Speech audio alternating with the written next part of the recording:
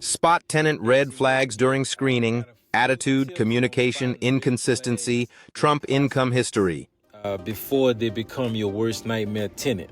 Right? A tenant might have good income and rental history, but that doesn't mean they'll be a good fit. Attitude, habits, and personality traits can make or break your experience as a landlord. Here's a few tips that I've come across on how to spot warning signs early in the screening process. Number 1, are they difficult from the start? How a tenant interacts before even signing the lease tells you a lot. Pay attention if they argue over basic requirements like background checks or pet policies. Y'all need 7 pay stubs, Lord.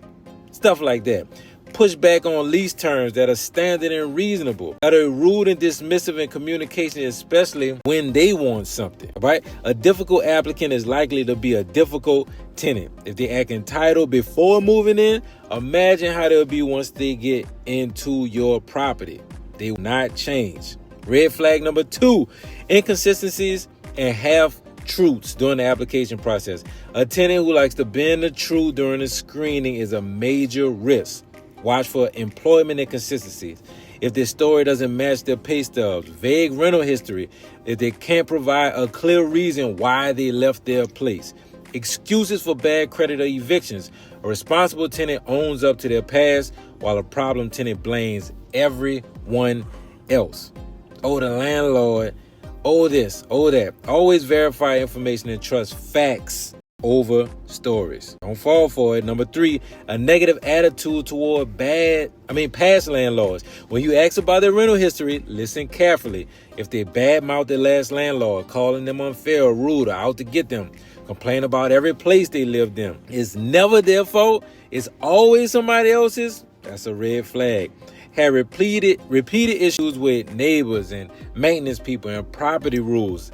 Every place they live, that's a red flag. A respectful tenant won't constantly blame others for their problems. All right? Red flag number 4, disrespect during showings or meetings. How someone treats you, your team, or even your property during a showing says a lot. Watch out for disrespectful behavior, rushing you, ignoring your instructions, acting entitled, lack of basic courtesy, interrupting you, talking down to you, or failing to communicate professionally. Carelessness with the property. If they don't respect the space during a tour, they won't respect the space once they live there. And also, how do they approach you during the showing? Do they smell like pounds of illegal substance? All right. Do they care how they appear? All of those things are red flags, right? Number 5, asking about concessions. Can you waive the deposit? Can you not do a background check? I need to pay the rent a little late each month.